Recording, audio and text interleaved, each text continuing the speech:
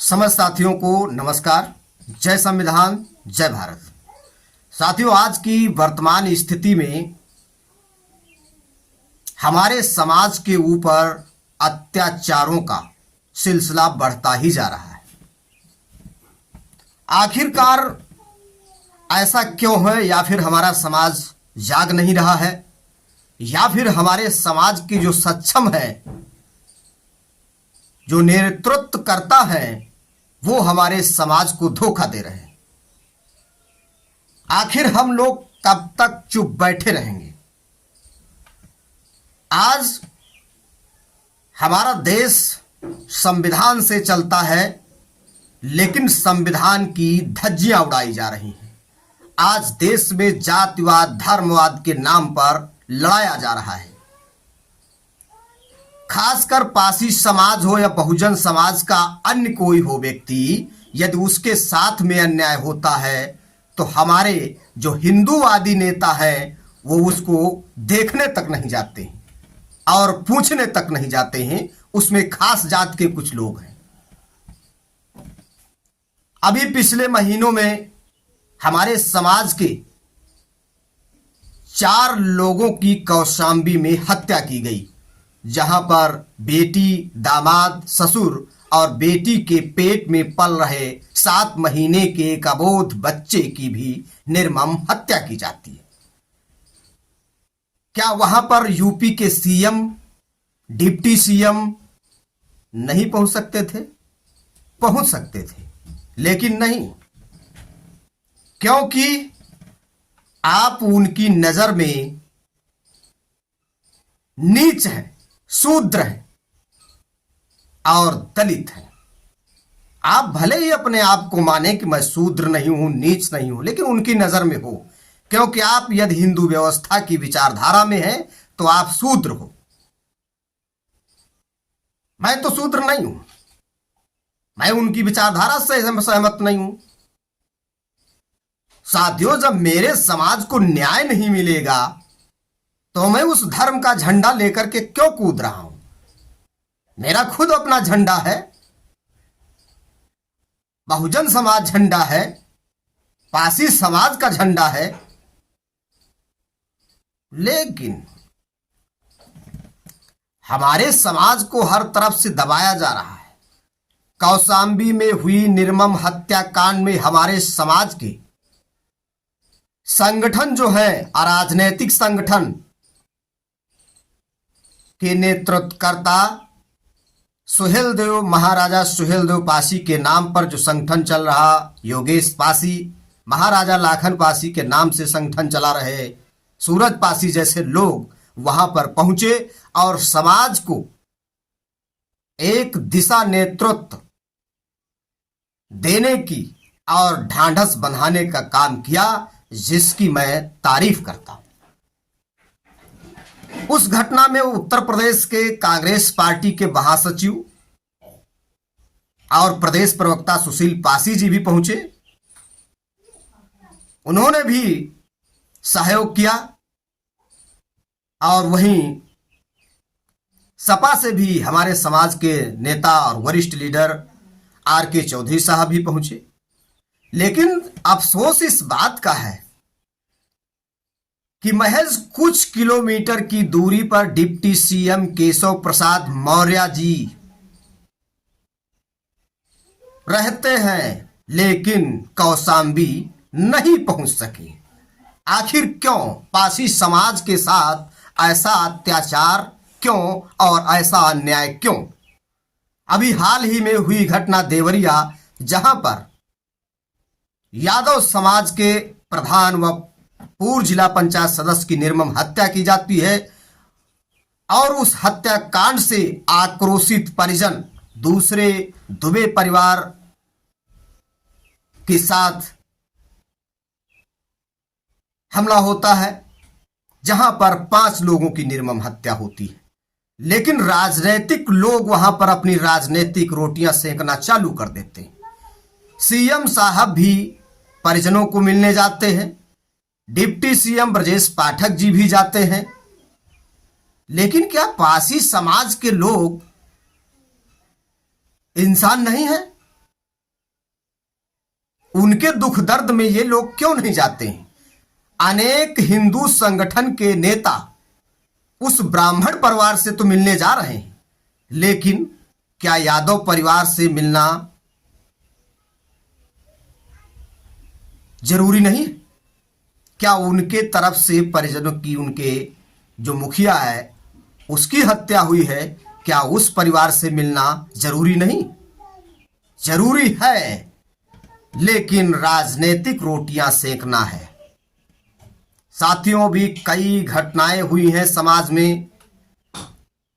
मैं पासी समाज के खासकर लोगों से अनुरोध करना चाह रहा हूं कि आपके समाज में जो नेतृत्व करता है, चाहे योगेश पासी हो, सूरज पासी हो, हरदोई से राम बाबू पासी जो अखिल भारतीय पासी महासभा से हैं, अभी योगेश पासी के ऊपर एक कुर्मी समाज से मनोज पटेल जान से मार देने की बात कहता है और 15 दिन के अंदर योगेश का सर कलम करने की बात कहा है।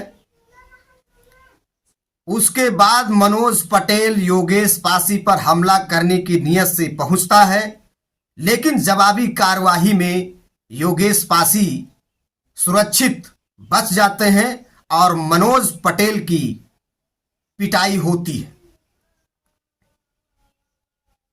तो इसमें कौन सा बड़ा भारी बात हो गया? आत्मरक्षा में हम किसी जो मेरे ऊपर हमला करेगा उस पे मैं हमला करूंगा, लेकिन योगेश पासी पर 8 धाराओं में मुकदमा पंजीकृत कर लिया गया लखनऊ गोसाईगंज थाना अंतर्गत। लेकिन क्या मनोज पटेल के ऊपर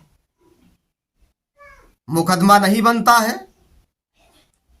धारा 506 जान से मार देने की धमकी का मुकदमा बनता है, SC/ST एक्ट का मुकदमा बनता है, यानी कई धाराएं बन सकती हैं। लेकिन हमारे समाज के लोग लगातार आंदोलन कर रहे हैं। हरदोई में राम बाबू पासी की अगुवाई में जिला अधिकारी महोदय को ज्ञापन दिया गया, मुख्यमंत्री को संबोधित। प्रतापगढ़ में हमारे समाज के लोगों ने ज्ञापन दिया।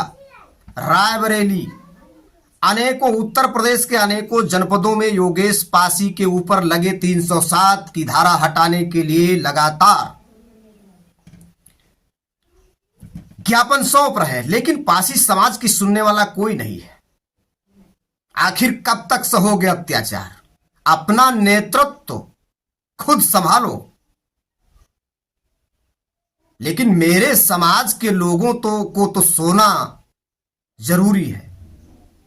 मैं समाज के उन संगठन के मुखिया जो हैं, जो संचालक हैं, जो संयोजक हैं, संस्थापक हैं, मैं उनसे कहना चाह रहा हूं,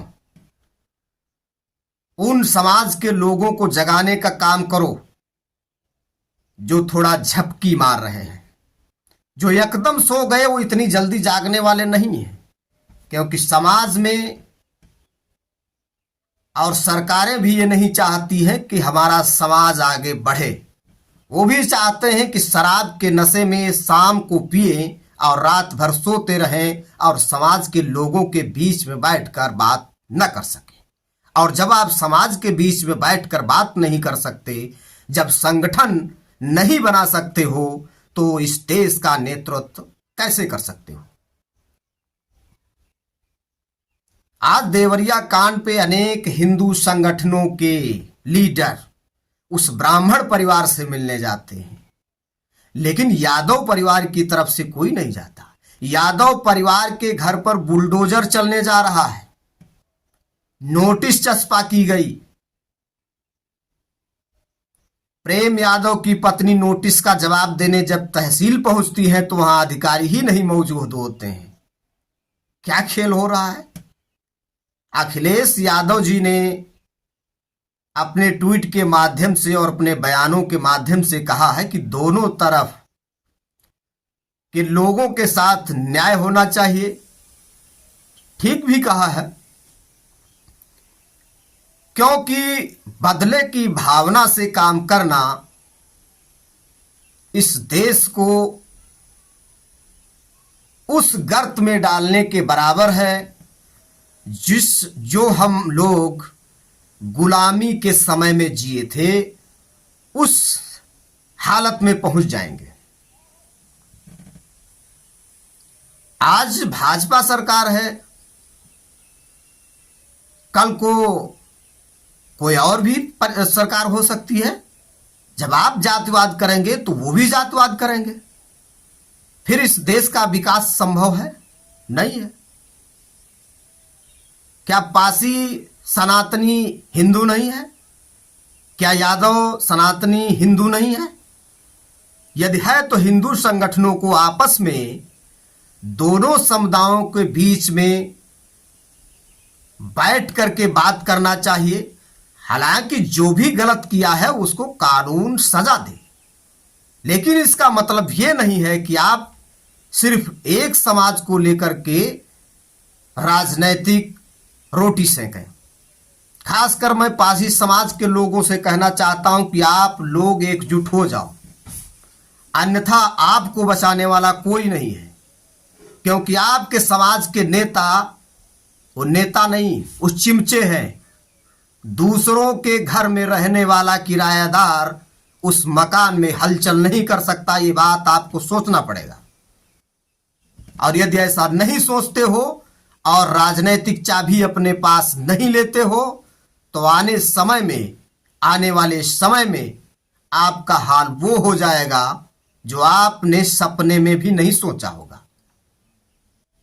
आज लाखों लोगों का नेतृत्व करने वाला हमारे समाज का व्यक्ति युवा योगेश पासी, जिस पर फर्जी मुकदमे लगाए जा सकते हैं, यानी दो समुदायों को आपस में लड़ाने का काम कर रही है प्रशासन और शासन।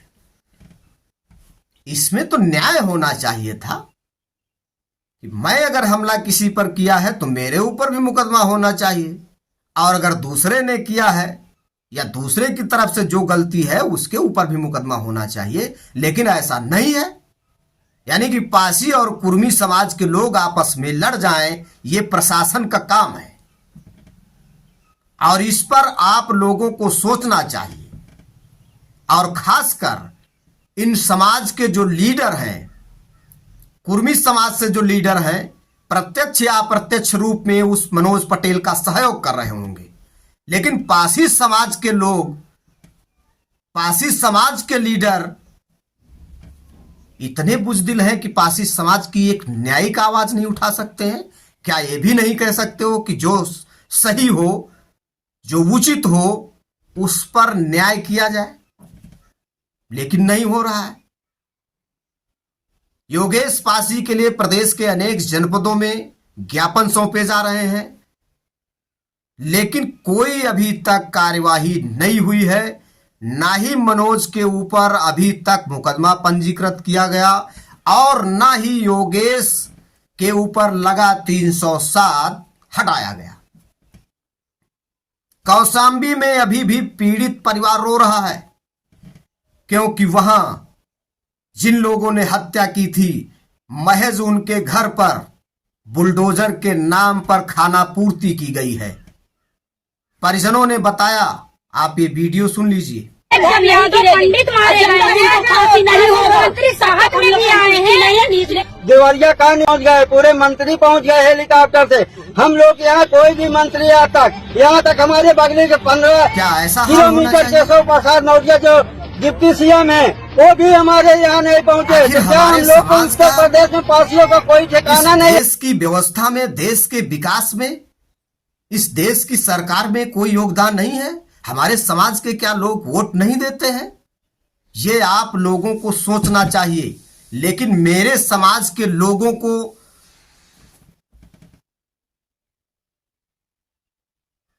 मेरे समाज के जो सक्षम लोग हैं, जो कुछ करने लायक हैं, वही कुछ नहीं करना चाहते हैं। एक समाज का भाई मारा जाता है तो उसी समाज का दूसरा भाई हंसता है, बहुत अच्छा हुआ, क्योंकि वो आगे बढ़ रहा था। और खासकर ये नेताओं में भावना होती है कि जो सामाजिक संगठन चला रहे हैं, उनसे राजनीतिक नेता अंदर ही अंदर जलते रहते। इसलिए जलते हैं कि कल को ये कमान न संभाल ले मेरी। ये भावना जब रखोगे तो आप देश का विकास कैसे कर सकते हो? जब अपने समाज के नहीं हुए तो देश के कैसे होंगे? जब अपने समाज के व्यक्ति को लीडर नहीं बनने देना चाह रहे हो, आगे नहीं देखना चाहते हो, तो आप देश को कैसे आगे बढ़ाओगे? इसका मतलब है कि सिर्फ आप अपने विकास के लिए राजनीति करते हो।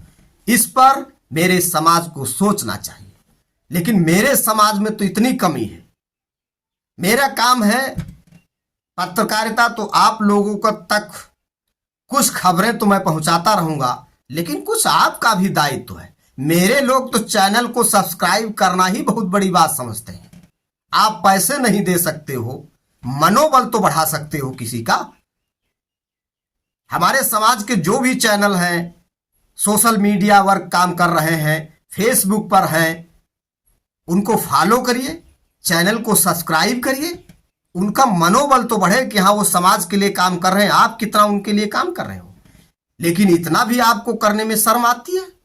जब इतना काम करने में शर्म आएगी तो आप सोच लो आपका कैसा होगा भविष्य।